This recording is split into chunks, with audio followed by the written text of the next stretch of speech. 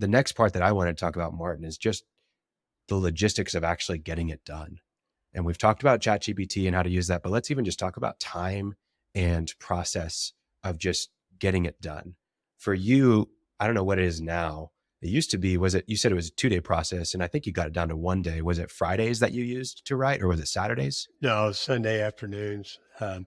And the way it works now is just in between sessions, I have to have an idea, which typically is a problem or a benefit I want to talk about.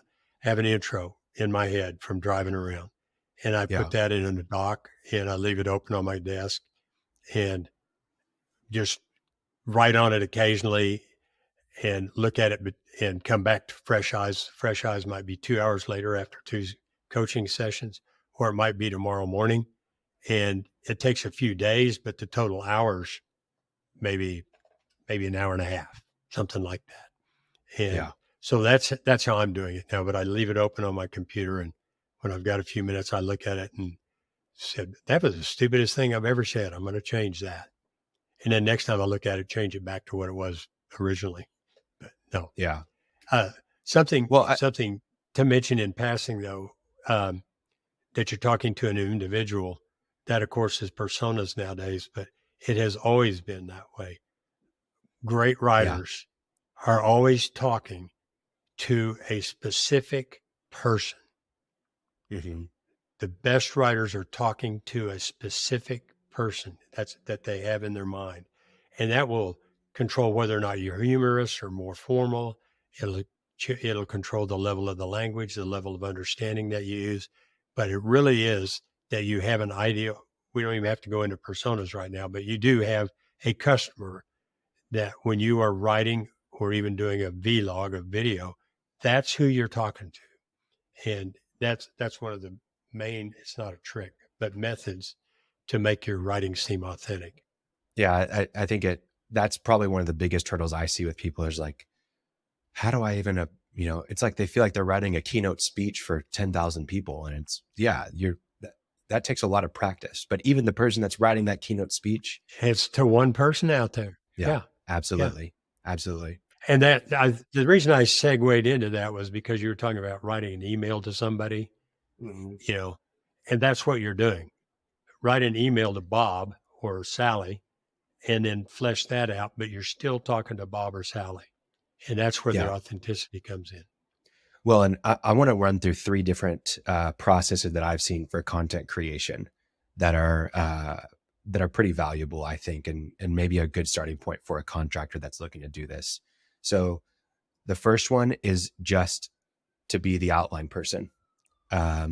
So whenever something comes up, you've got an idea, someone asks a question, you get an email, whatever it is that you have an idea to write something about, just focus on writing the outline and write down what maybe it's a 7-point outline of this is what it is, this is why it matters, whatever it is, but just get the outline down in a bullet point format and then save it for later or pass it along to somebody else to start fleshing that out. Maybe you've got someone who is gifted at writing. Maybe you've got someone who does have a lot of experience and you say, hey, I need you to write, this is for a customer. And you don't even have to say it's a blog. This is for a customer. Can you please fill this out for me in an email format or something like that?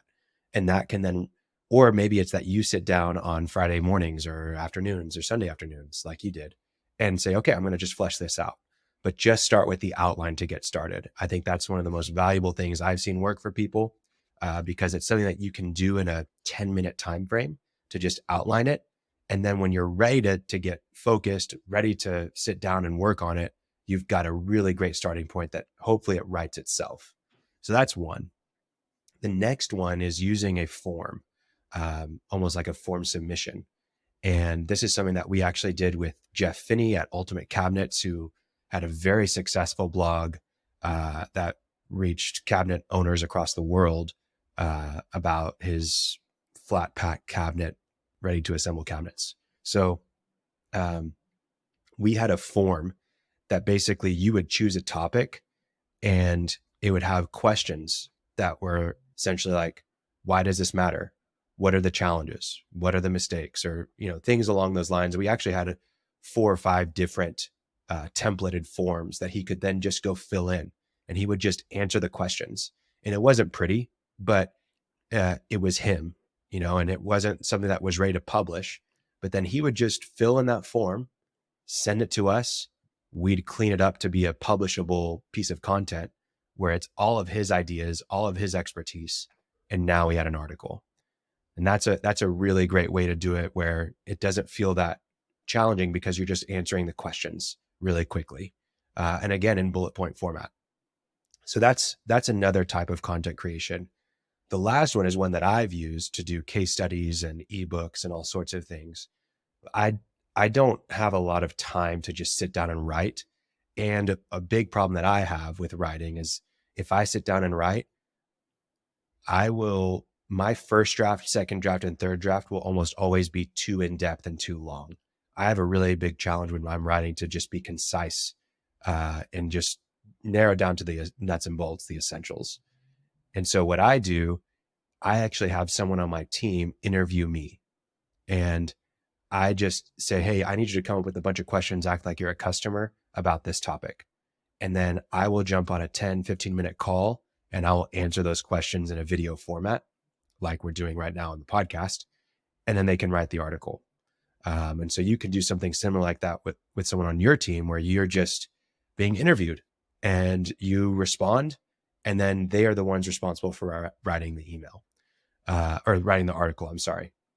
So those are three different processes that I think are helpful. Another one that is, fairly helpful as well is having someone like a secretary that answers customer questions on the phone a lot. Just having them do something, one of those steps, one of those processes. You can have a form for them. You can have, an outsourced writer maybe, or someone on your team that's good at writing, interview the secretary who answers those questions on the phone all the time. But those are some easy processes that a contractor can instill to be able to create content regularly inside of their business.